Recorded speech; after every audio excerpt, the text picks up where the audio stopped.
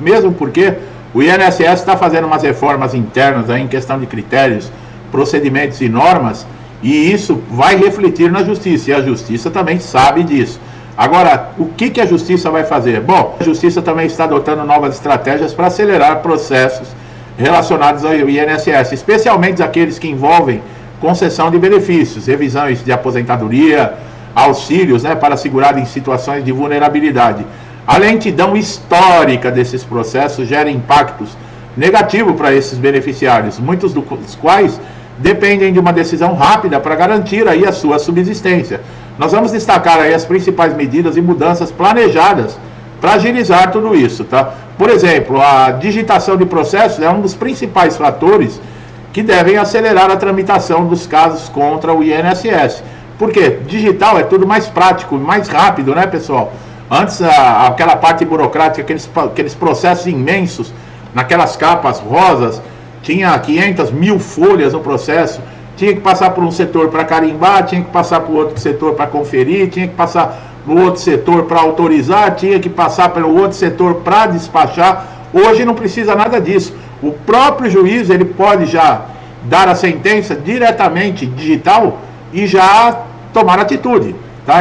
O processo judicial eletrônico, ele vai ser expandindo, permitindo que todos os procedimentos, desde a petição inicial até a sentença, ocorram de forma digital. Isso reduz prazos de tramitação, elimina a necessidade de deslocamento de entrega de documentos, como eu acabei de falar, facilita o acesso remoto também para advogados, para segurados.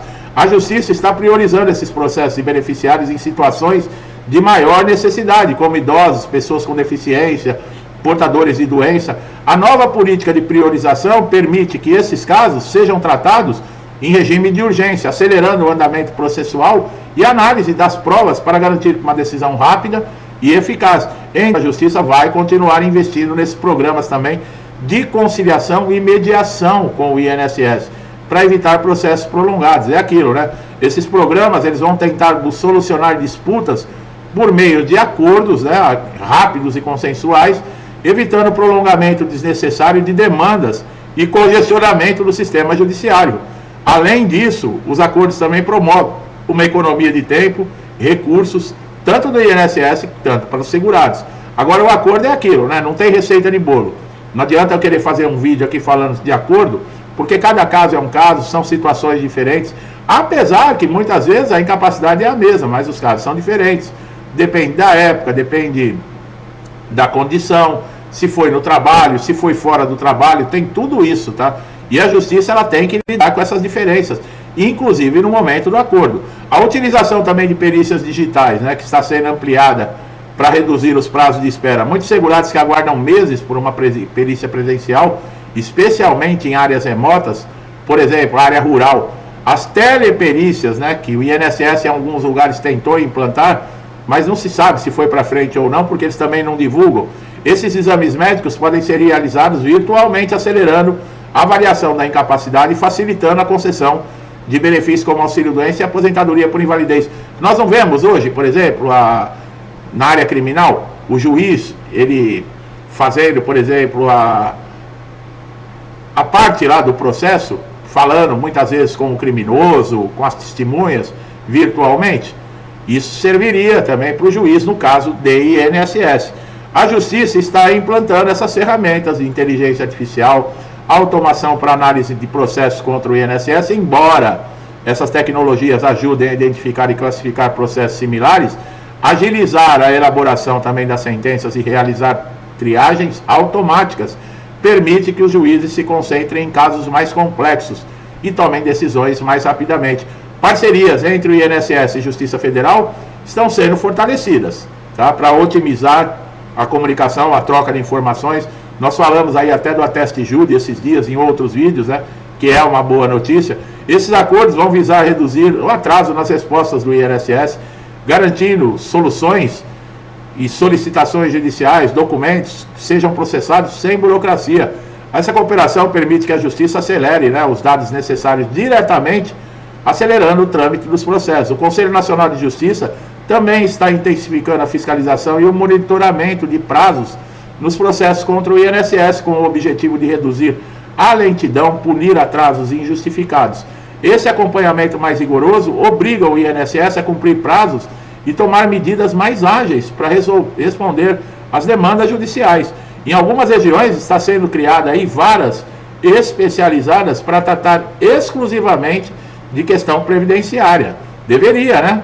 Porque é muito processo. Em torno de 4 milhões de ações contra o INSS abertas na Justiça, com os profissionais e peritos especializados em direitos previdenciários, essas varas elas conseguem lidar de maneira mais rápida e assertiva com relação aos processos do INSS, reduzindo o acúmulo de ações e garantindo uma análise mais técnica dos casos, né?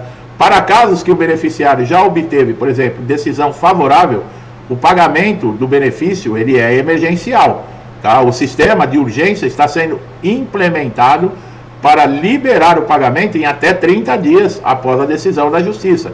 Esse sistema vai garantir que essas pessoas não fiquem sem recursos, né? Depois que receberem a sentença. Para evitar falhas processuais e erros também que prolonguem o trâmite, a Justiça e o INSS estão fortalecendo programas de orientação do segurado, coisa que o INSS não faz, né, pessoal? Esses programas buscam informar melhor o beneficiário sobre como realizar pedidos, quais documentos são necessários, como proceder no caso do benefício seja negado. Isso inclui uma expansão do acesso também de defensores públicos e advogados previdenciários gratuitos para auxiliar os segurados de baixa renda. Essas mudanças visam acelerar o tempo de resposta dos segurados, garantindo que processos previdenciários sejam resolvidos de uma maneira mais célere e os direitos dos beneficiários sejam preservados com mais eficiência, né? E que essas perícias judiciais também, no âmbito do INSS, devem passar por algumas alterações e seguir diretrizes que visam tornar o processo mais ágil.